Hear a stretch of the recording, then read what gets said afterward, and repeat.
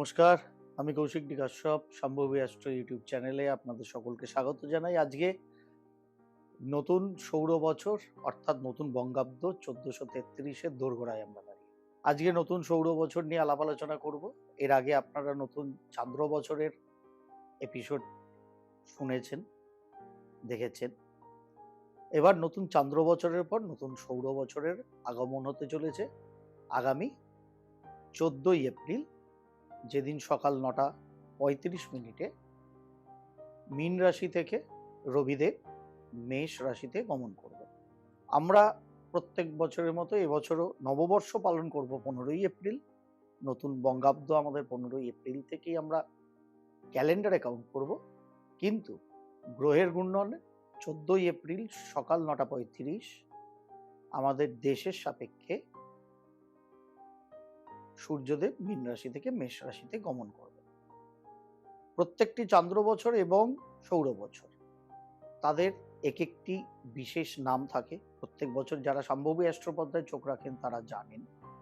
তা আমরা যে নতুন সৌর বছর, যে বঙ্গাব্দ হিসেবে আমাদের 1433 আমরা পদার্পণ করতে চলেছি, সেই সৌর বছর নিশ্চয়ই আপনারা থাম্বনেল দেখে কিছুটা আভাস পেয়েছেন যে এই সৌর বছরের নাম হচ্ছে পরাভব।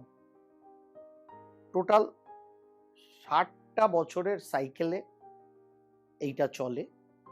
আবার 61তম বছর থেকে আবার প্রথম শুরু হয়, প্রারম্ভ শুরু হয় এবং শেষ হয় অক্ষয়। 60তম বছর হচ্ছে অক্ষয়।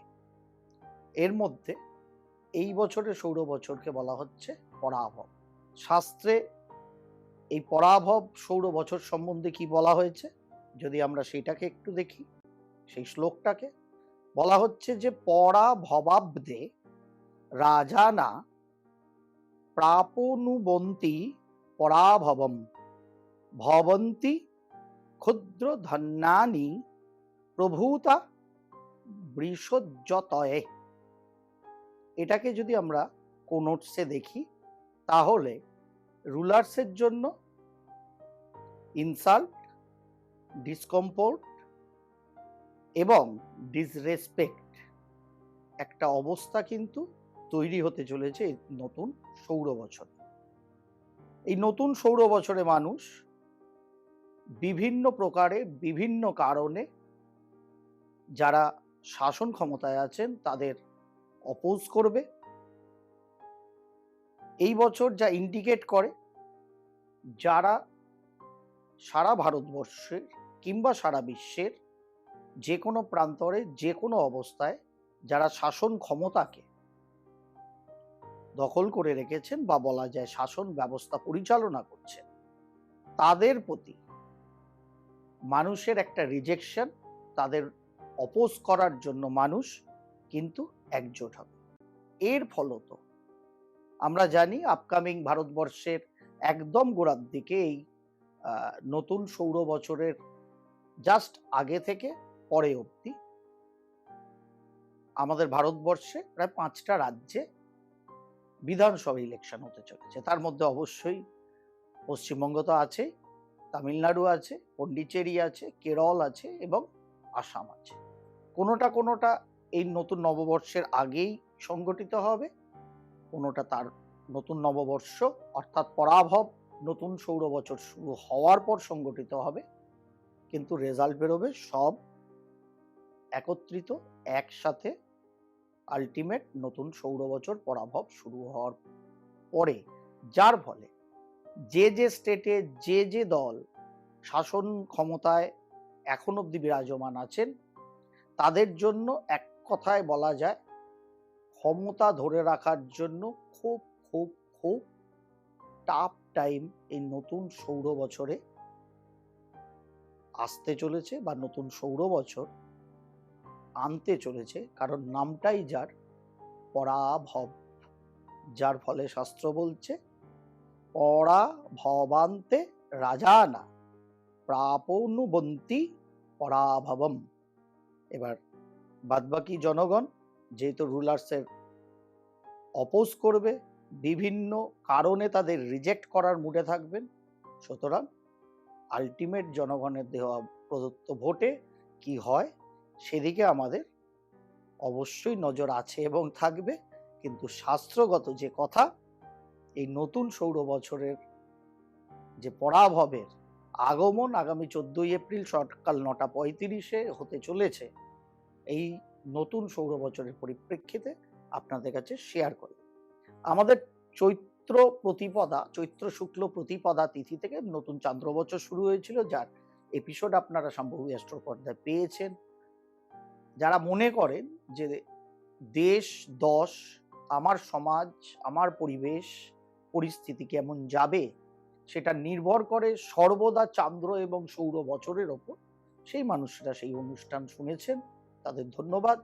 আর যারা মনে করেন কেবলমাত্র আমার রাশিফল জানলে আমার জীবনটা কেটে যাবে, আমার জীবন বৈতরণী পার হবে, তাদের জন্য ওইসব অনুষ্ঠান নয়, তারা শোনেনও না, দেখেনও না, শেয়ার করা তো অনেক দূরের কথা। বাট যারা হংসচঞ্চু হয়ে ঠিক দুধটা গ্রহণ করতে জানেন, তারা এই সমস্ত অনুষ্ঠান শোনেন এবং তাদের কাছের লোককেও সজাগ সচেতন করেন আশা রাখি।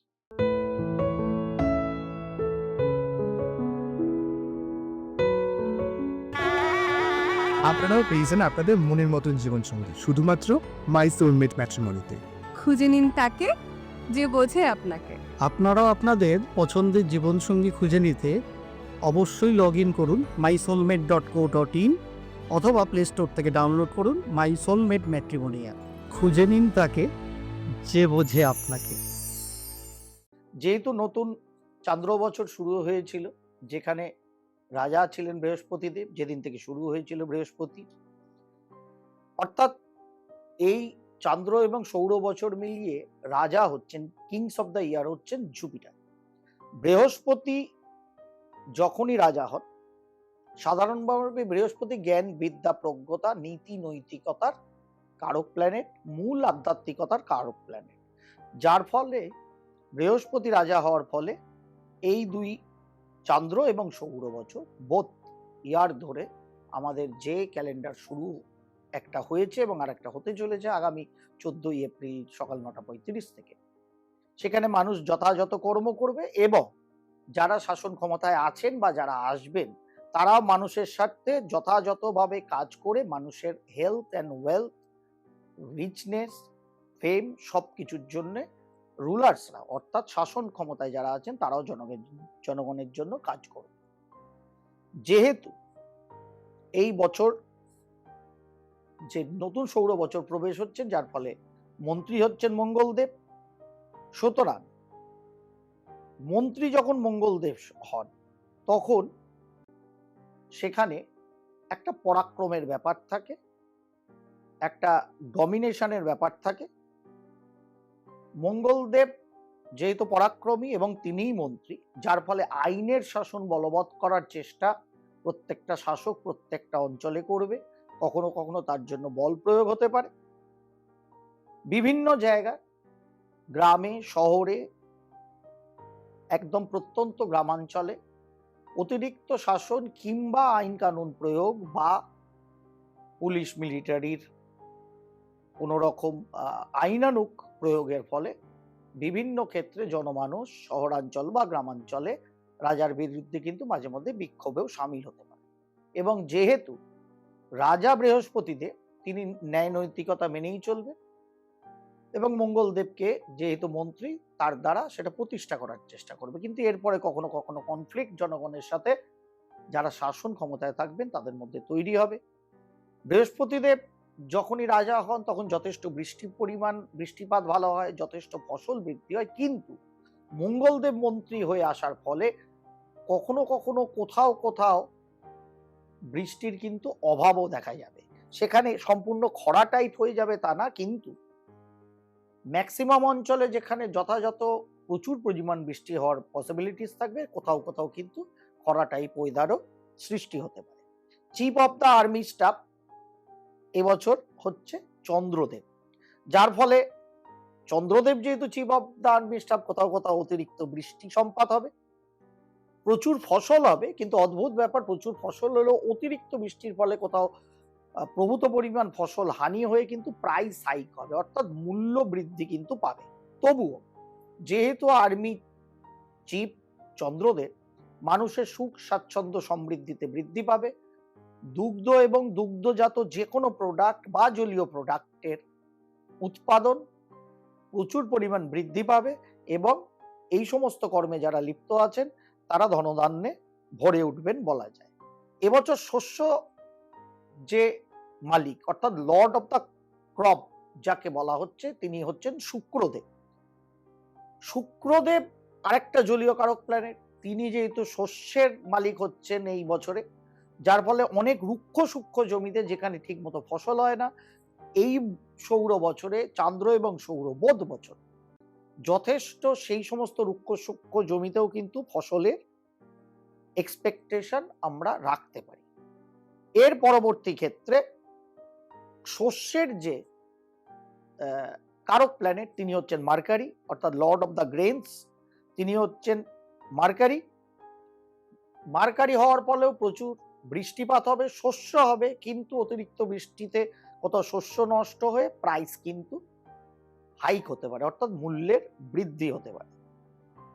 আকাশে মেঘের সঞ্চার হয় তবেই তো বৃষ্টি হয়। লর্ড অফ দ্য ক্লাউডস এবছরে কিন্তু চন্দ্রদেব, যিনি কিনা জলের কারক, যার ফলে প্রচুর বৃষ্টি, প্রচুর ফসল, কিন্তু দ্রব্যমূল্য বৃদ্ধি, এটাই কিন্তু ইন্ডিকেট করছে। এবছরে রসাধিপতি হচ্ছেন সূর্য দেবতা। যখনই রসের অধিপতি সূর্য দেবতা হয়েছে তখনই তেল, গুড় কিংবা নুন জাতীয় জিনিসের দাম কিছুটা হলেও হয়তো কমতে পারে আগামী দিনে আপনার আমার ব্যবহার্য সামগ্রীর মধ্যে।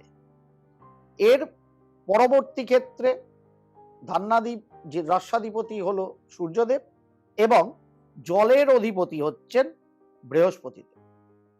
সুতরাং যিনি রাজা তিনি এবার জলের অধিপতি। যখনই জলের অধিপতি বৃহস্পতিদেব, অর্থাৎ বৃহস্পতি মানেই কি ব্যাপকতা, বৃহস্পতি মানেই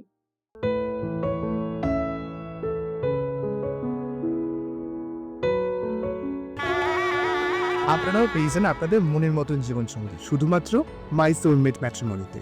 খুঁজে নিন তাকে যে বোঝে আপনাকে। আপনারাও আপনাদের পছন্দের জীবনসঙ্গী খুঁজে নিতে অবশ্যই লগ ইন করুন mysoulmate.co.in অথবা প্লে স্টোর থেকে ডাউনলোড করুন মাই সোলমেট ম্যাট্রিমোনিয়া। খুঁজে নিন তাকে যে বোঝে আপনাকে। প্রিসিয়াস স্টোন, জুয়েলারি, গোল্ড এইসব জিনিসের কারক, যার ফলে প্রিসিয়াস স্টোনস, গোল্ড, জেম জুয়েলারি এগুলোর অ্যাভেলেবিলিটি বাড়বে এবং যে কোনো আধ্যাত্মিক কর্মে ব্যবহৃত ফুল, চন্দন, ধূপ এইসব জাতীয় যে দ্রব্যাদি দিয়ে আমরা পুজো অর্চনা আধ্যাত্মিকতায় নিয়োজিত হই, সেই সমস্ত দ্রব্যের প্রচুর উৎপাদন এবং সেই সমস্ত দ্রব্যের ব্যবহার জনমানুষের মধ্যে কিন্তু বৃদ্ধি পাবে। এই হচ্ছে আমাদের এই বছর নতুন যে সৌর বছর 14ই এপ্রিল 2026 সকাল 9:35 যে প্রবেশ করছে রবিদেব মীন রাশি থেকে মেষ রাশির ঘরে, যাকে শাস্ত্রগতভাবে বলা হচ্ছে পরাভব, সেই বছরের নাম। তার মূলত একটা প্রেক্ষাপট আপনাদের সামনে উপস্থাপিত করলাম। এই এক বছর আমরা চলতে থাকি, কি পরাভব নতুন সৌর বছর আমাদের জন্য কি বয়ে এনেছে সেটা এস্টিমেট করতে থাকি। সুতরাং সেটাকে নিয়ে এর পরবর্তী এপিসোডে আমরা নতুন সৌর বছরের যে সোলার ইয়ার চার্ট তৈরি হচ্ছে, আমার দেশের সাপেক্ষে কোন কোন পজিটিভ বা কোন কোন নেগেটিভ দিক এই নতুন সোলার ইয়ার পরাভব নিয়ে আসছে, সেই এপিসোড নিয়ে অতি শীঘ্রই আপনাদের সঙ্গে পুনরায় সাক্ষাৎ হবে সম্ভবী অ্যাস্ট্রোর পর্দায়। সকলে ভালো থাকবেন। নতুন বছরের আগাম শুভেচ্ছা আজকে থেকেই আপনাদের সকলের উদ্দেশ্যে। অন্য মানুষকেও এই অনুষ্ঠান শেয়ার করবেন। যারা নতুন এলেন সম্ভবী অ্যাস্ট্রোকে সাবস্ক্রাইব করবেন এবং নিচে কেউ কেউ প্রশ্ন করেছিলেন মাই সোলমেট ম্যাট্রিমনিটা আমার কিনা, কমেন্টসে এসছিল, আমার লোকেরা আমাকে বললেন। সুতরাং তাদের উদ্দেশ্যে এবং সকলের উদ্দেশ্যেই, ম্যাক্সিমাম মানুষই জানেন, তবুও যাদের মধ্যে সন্দেহ আছে, মাই সোলমেটটা আমার নিজের দ্বারা গঠিত একটা সুখী দাম্পত্যের বিবাহ সংযোগকারী ব্যবস্থা, যেটা জ্যোতিষ এবং সংখ্যাতত্ত্বের একদম বলা যায় যে ফ্রি অফ কস্ট আপনাদের পছন্দের মানুষের সঙ্গে জ্যোতিষ সংখ্যা তত্ত্বের মেলবন্ধনে আপনার চিরকালীন সুখী দাম্পত্য যাতে পান, শুধু বিবাহ না, তার জন্য মাই সোলমেট ম্যাট্রিমনি, নিচে লিংক দেয়া আছে। যাদের প্রয়োজন তারা মাই সোলমেট ম্যাট্রিমনির মাধ্যমে আপনাদের পছন্দের সঙ্গী বা সঙ্গিনীকে খুঁজে নিতে পারেন, যার সঙ্গে আপনাদের বোঝাপড়া চিরকালীন হবে। দাম্পত্য জীবনটা শুধু দাম্পত্যে প্রবেশ নয়, চিরকালীন সুখের হবে ও এই আশা করা যায়। আমাদের মাই সোলমেট ইনসাইটস নামে ইউটিউব, ইনস্টা এবং ফেসবুক চ্যানেলও আছে। যারা সম্ভবী অ্যাস্ট্রোর সাবস্ক্রাইবার আছেন, দর্শক আছেন, আমি চাই যে আপনারা মাই সোলমেট ইনসাইটসকেও ফলে ফুলে ভরিয়ে দিন এবং মাই সোলমেট ইনসাইটসকেও সাবস্ক্রাইব করুন এবং সেই চ্যানেলকেও অন্য মানুষের মধ্যেও ছড়িয়ে দিন, যাতে সুখী দাম্পত্যের অরিজিনাল রহস্যের সমাধান সেই মাই সোলমেট ইনসাইটস চ্যানেল থেকেও তারা জানতে পারে এবং সুখী দাম্পত্যে তারাও চিরকালীনভাবে এই নিজেদের সংসারকে, সমাজকে সুস্থ গড়ে তুলতে পারে। নতুন এপিসোড, নতুন বছরের জন্মছক কি বলছে বর্ষপ্রবেশ কুণ্ডলী, সেই নিয়ে ফিরে আসছি। সকলে ভালো থাকবেন, সকলকে ভালো রাখবেন। প্রণাম।